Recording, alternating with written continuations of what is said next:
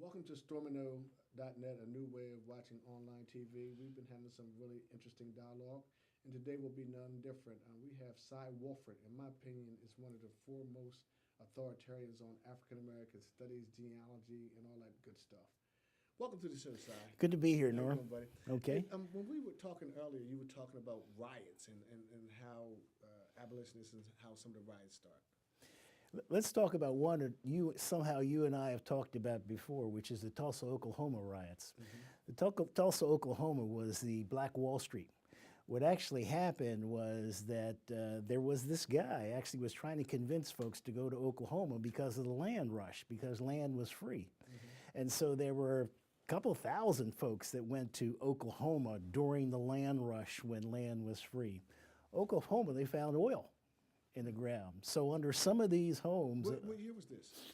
We're talking 1923 when the riot took place, but we are, again, starting after the Civil War. We're talking about 1880. Again, slaves were free, and again, this guy was focusing on sending folks to Oklahoma because the land was free. And again, they found oil. You know, this is like Jed Clampett and the folks. They found oil. And so they developed actually the wealthiest African-American community in the country because in Oklahoma? In Oklahoma, you're sitting on oil. Wow. Okay? And obviously the white folks were jealous of this community. Okay? And as was happening at the time, we always get accused, you know what black folks always get accused of, and we got accused of something, and the white folks went up in arms and burnt down 4 blocks of the black community in Tulsa, Oklahoma. Well, what's the difference with that and the MOVE movement in Philadelphia? Same thing. I don't want you to lose. Okay. Go ahead. But this is one of those things where the thing that was going on was racism and prejudice and jealousy were all in the community because everybody was saying, oh, black folks get all this money, okay? And then all of a sudden a spark just set it off and they burned down 4 blocks, Wow. okay? And the story doesn't end there. Again, we have to shorthand history, or we have to end the story someplace. They executed 6 guys, 6 black guys. They didn't execute any white guys. What they executed for? Starting the riot, right? Wow. And they weren't even starting the riot. But what happened to all this wealth? First of all, you think Oklahoma, you don't even think of black people in Oklahoma at all. You're absolutely right. You also, again, first of all, they sent 6 or 7 guys to the electric chair for starting the riot, which they wouldn't do. And then they had a city ordinance, okay, which wouldn't allow the black folks to build their homes on the land that they had just burnt down. Wow. And you've seen this in other places, like riots like this in other places? Oh, we're talking about 14 or 15 riots. Johnstown, Pennsylvania, you know, which is a small community in Pennsylvania in a coal mining area. It got a defense contractor before World War I. We're talking 1917. There were only 50 blacks in the entire city. But because there were jobs there, it attracted folks from all over. So within a 2-year period, the town went from 50 black folks to 3,000. Wow. Now, 3,000 was not big for the city because there were somewhere around 50, 60,000 folks in the city. So we didn't own the city. But based upon black folks and white folks, you know, it was a large number.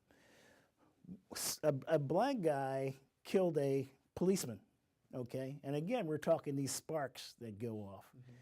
And obviously, no one kills cops. And the mayor, you can't kill a cop.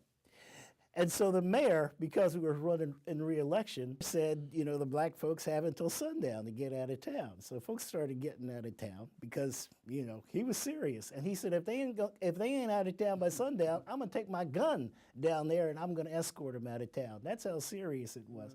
But there were some Mexicans there.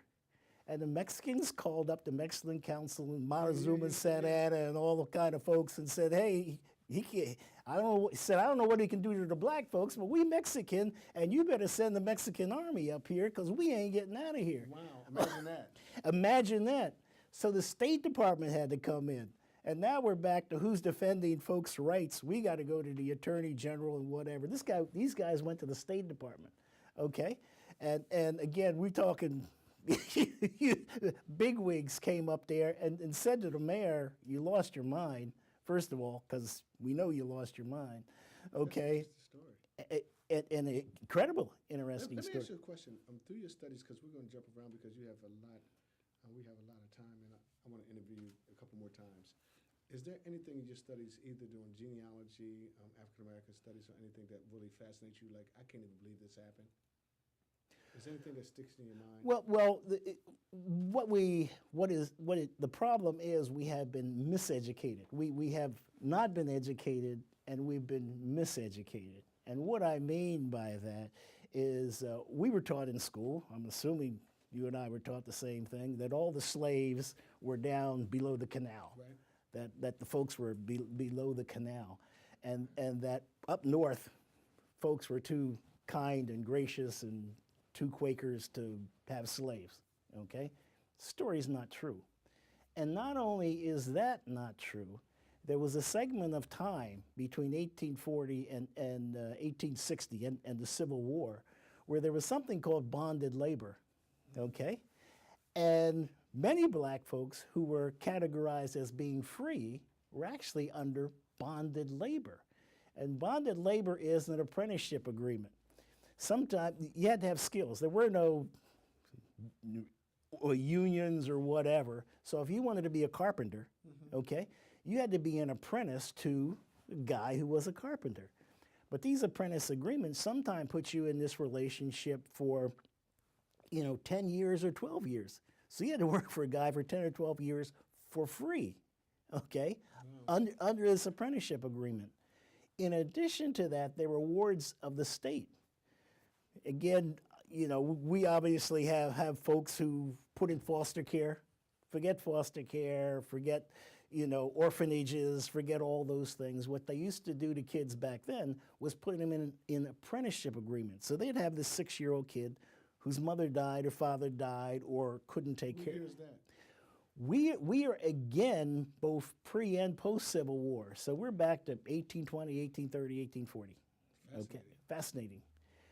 And so if they have this kid, and they, basically we're talking the same thing today. They're saying to the parent, you can't take care of the kid belongs to the state. The state would put that kid in an apprenticeship. Again, this wasn't an adoption. We got to do some different terminology, but they made him an apprentice. So there was this guy in Newark, and again, we're talking Newark, Delaware, okay, who had kids 6, 7 years old who were apprenticed to him for 20 years, okay? Now, you and I have to distinguish the difference between what we think of as slavery and what we think of as a 20-year apprenticeship agreement. There's no difference. Okay, you're working for free. Same thing, different terminology. It's different terminology. And the conditions of the guy I studied were so bad that these folks were running away. I mean, you think folks are running away from slavery.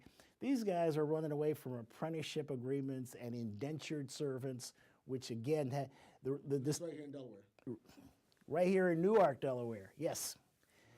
And can I ask you sure. a favor?